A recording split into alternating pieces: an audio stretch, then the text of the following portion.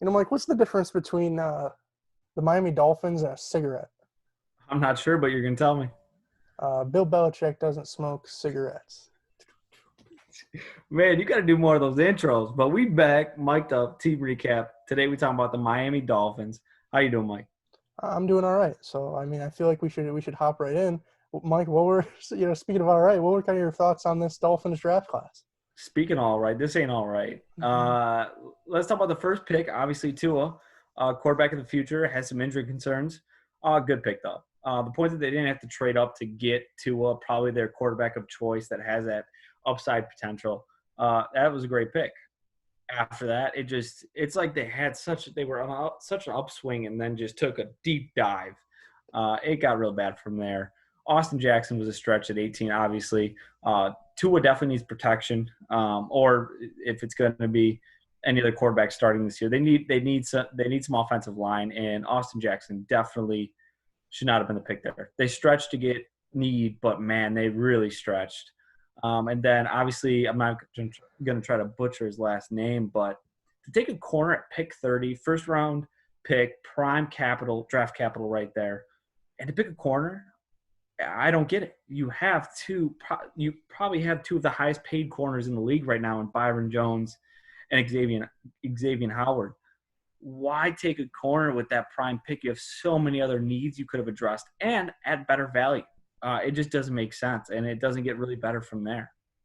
No, I mean, if you look at it honestly and go from like Austin Jackson down to Raekwon Davis, even if you took the guys at that next pick, it's still questionable value. Like I don't know if Austin Jackson at 30 was a good value, or Noah I at 39, et cetera, et cetera.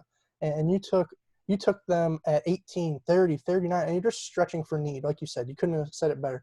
The only thing that I'll kind of offer, I guess, is you think back to like the Lions in the 2009 draft. Nobody remembers that Brandon Pettigrew was a bust at pick 20. It doesn't excuse it, obviously, but nobody remembers it. So to me, this draft is going to come down to Tua, obviously. Is he the quarterback of the future? I think that obviously we have some concerns about like the injuries and whatnot, but I mean, like you said, to get him at 5, that's just an absolute steal. A year ago, he was the number 1 pick with no questions asked. So I think if you're Miami, you have to feel positive on that front that you hopefully got your franchise quarterback. But really after that, I don't really get it, to be honest. Like I don't even want to go into each prospect because it's like, okay, you got 3 offensive linemen that are all rookies. Are they going to start at the same time? I don't even know if a team's done that in like the history of the NFL. That seems like a terrible idea. As you said, you drafted a cornerback, which I don't understand the pick. I think that when you lose guys like Rashad Jones and Minka, you should be trying to replace safeties. You already have 2 corners. Why not go for like Delpit was still there, Xavier McKinney, Antoine Winfield? Like it just didn't really make sense. Then even you keep going with guards. I don't think anybody expected Robert Hunt to be the 39th pick. And I don't think many people expected even like Solomon Kinley to be the 111th pick. I just think that they were reaching for guys that they thought were good schematic fits and at positions of need when you have so many holes, which I guess will transition us into kind of the offense, you have so many holes, you really should be letting the board dictate where you go. So Mike, what are your thoughts on really the offense that this team looks like they're going to be trotting out there? It's rough. It's rough. And putting Tua behind that line, you're just asking for trouble. Obviously, he came off the injury. That's why he made it to 5 in the first place. To have that front 5 protecting him, that's dangerous. You're just asking for trouble. So I imagine Ryan Fitzpatrick is probably going to start, and rightfully so. They need more pieces before Tua really gets behind center. I think they have a couple of nice young pieces, obviously Tua being the prime one, but Devontae Parker, we've seen him develop last year. Hopefully we can see more of a development from him, and he could become a true number 1 wide receiver. Mike Gesicki, I think there's some promise there. I think he really kind of showed up a little bit last year for a team that really wasn't too competitive. So I think hopefully those can develop into nice, solid foundational pieces. But, man, you got to start with that front 5, especially when you just drafted a rookie corner with some injury concerns. And to have Eric Flowers blocking for him, problem. That's a problem. Well, the problem is like each one of those is problems. They're all just question marks. So that's why I agree with what you said. Like you should trot Ryan Fitzpatrick out there because I mean, if he dies, like he dies, you can't have Tua die out there. You can't have him get killed. You can't have him become Sam Bradford. There's already those injury concerns. He doesn't have an elite core of weapons, so it's not like these are going to be guys who are just getting open off the snap and able to make plays. You're going to have guys who can get off of press coverages and who can create space, and they really don't have that outside of, as you said, Devontae Parker and Mike Gesicki. I think that the running back core that they've put together is kind of interesting. You have more of the speedy, I don't want to say receiving back, but that's going to be his role in Breida, and then obviously more of the goal line, short yardage situation guy in Jordan Howard. I like that for the short term. But man, it's just so unfortunate when you think that this might have been the best draft in the last 5 years in terms of offensive talent, and this is what you came out with when you had really 3 prime picks there between 18, 30, and 39. So it's unfortunate, and like I said on the last side, you're probably going to be starting 3 rookie offensive linemen. That's ridiculous to me, and I wouldn't want my number one investment really in the last 15 years to be playing behind that. Let those guys get another year of experience, let Tua come back fully healthy, and then really trying to ramp up for 2021. Yeah, for me, and also I'll just mention this real quick. I apologize for not mentioning the earlier slide, but they had prime draft capital, as you mentioned. They had 3 first-round picks, 2 second-round picks, and that's the best you can get out of that. Like that, and the value fell so well with your needs. If you could have traded up a couple picks and got your choice at wide receiver of CeeDee Lamb or Judy, then pick 30. If you would have drafted Austin Jackson at pick 30, I think we have a different conversation at this point. I really do. Even though it might still been a stretch, but it not the much like to the point and extent of you did draft value. That is what you need. It's probably your biggest need on the team after Tua with the quarterback position. So I think that's probably the amount of draft capital you had. You had a prime opportunity, and you let this be the final product. That's a problem. No, and I don't want to spend too much time here, but they did have solid value picks later. Obviously, I know we should have talked about the Curtis Weavers and Jason Strowbridges. Like those are fine, but at the end of the day, when you're in a draft like this and you have 7 picks in basically the first 100, like you have to come out with a better haul than this. And I don't want people to think that we think these guys are terrible players. We don't think that at all, but they're not good value. If Austin Jackson is like in a theoretical sense, let's just say he's the 45th best player in the draft.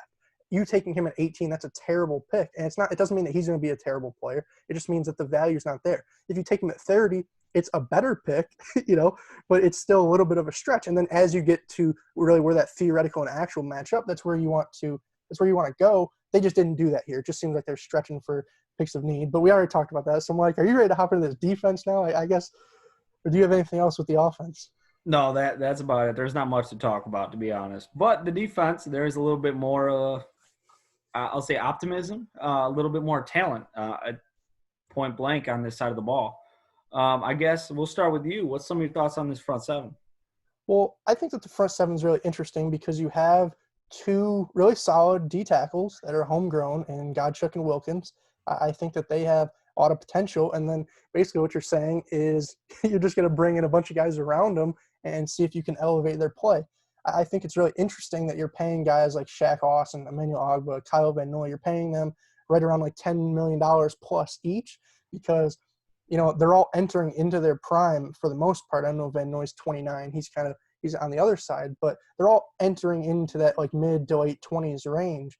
So it's almost like you're paying them for, a lot of times we see people pay guys for what they have done and they make mistakes there, but it's almost like you're paying them too much up front for what they're hopefully going to turn into. It's just an interesting situation, and I think, putting this whole front 7 together, like I don't mind players like Raekwon McMillan and Jerome Baker. I don't mind them starting. I just don't see who's like the force multiplier of this front 7, No, I'm totally with you. And that's a problem. What you exactly said, you paid these players for what they may do. That means you overpaid. I very seldomly do you hear that and then think, wow, okay, you got good value. No, you overpaid for maybe potential, and you did it in a lot of spots. I think that's a problem. Like, do it for one player, makes sense. Okay, it's a position of need. This player is in his prime, high upside, but you did it in 3 spots.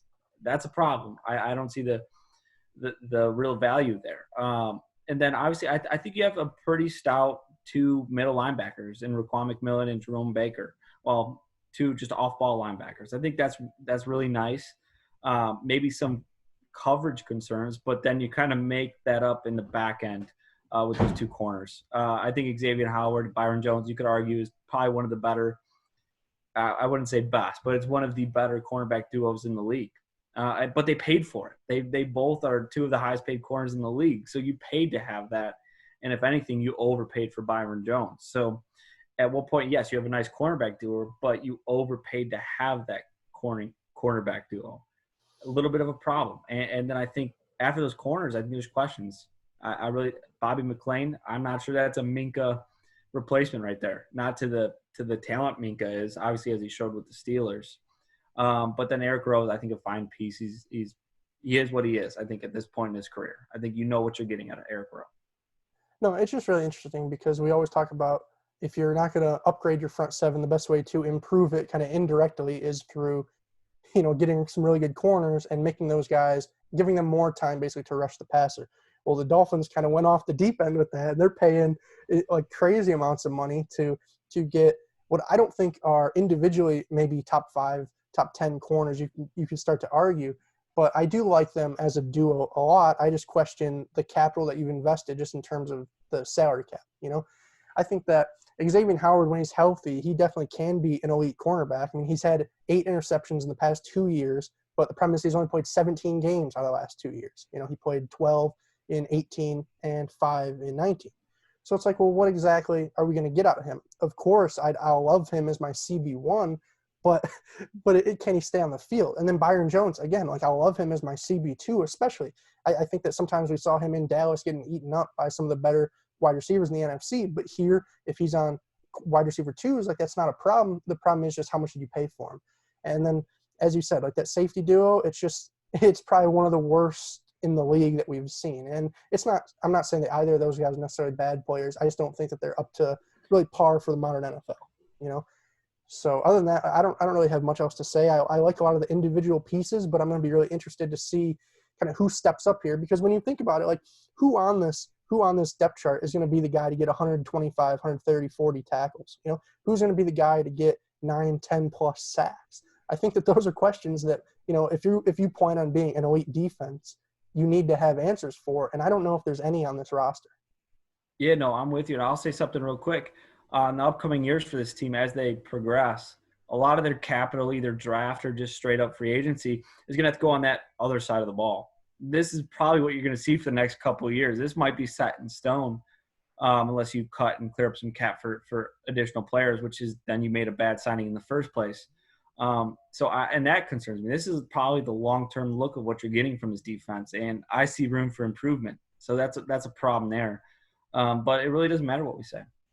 What really matters is – Well, I did want to bring up something real quick before we get to the schedule, Mike. So they do have $29 million cap space. So kind of based off what you said, are there any free agents right now kind of on the market that you think would really interest you to the Dolphins that could maybe improve this defense if it is just in the short term or maybe the long term? Yeah, it's hard on this. Obviously, safety would be of some help here. Rashad Jones, I'm just messing. They should have kept him in the first place. He's obviously probably past his prime and not in the time horizon for this team competing. But they definitely need some safety help. Maybe some come up next year. I can't really think of one off the top of my head that might help this team short-term and long-term. But I think maybe a guy on the other side of the ball, Cordy Glenn, might be a young, just offensive lineman that they might be able to plug and play, and maybe has some potential to fit on this team's timeline, because obviously this is not a win-now team. This is a rebuild. They're probably still another year to 2 years if done right, but maybe even 3 years from even being in contention for anything. No, I agree. I think that there's definitely some interesting pieces.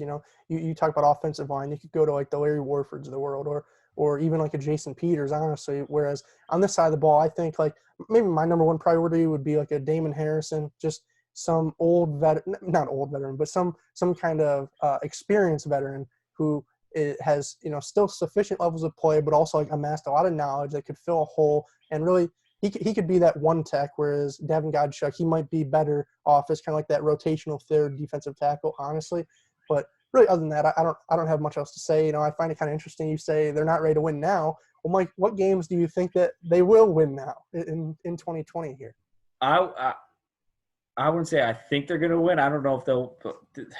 It's going to be a lot of close games, and they're games that should they're going to be competitive. I guess that back-to-back Jets, I could see them swinging one of those games. That actually stretch right there. The Cardinals, Jets, Bengals. I think those are all winnable games. I think they should swing one or two of those. But I think those are winnable games. Uh, it, it, I think I think they're good enough. They have enough talent that they could swing a game against a team they probably shouldn't be. I think they have enough talent to do that, to surprise you against maybe a team like the Raiders, even the Bills. I think the Bills, they could easily swing a game against, and I don't think the talent is equal by no means. But they probably won't be a favorite in too many of these games this season.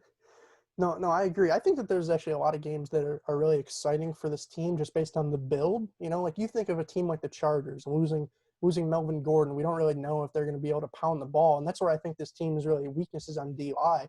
So instead, you're going to be putting a rookie quarterback and two really solid receivers up against one of the top cornerback duos in the league. I think that would be a really interesting matchup there in Week 7.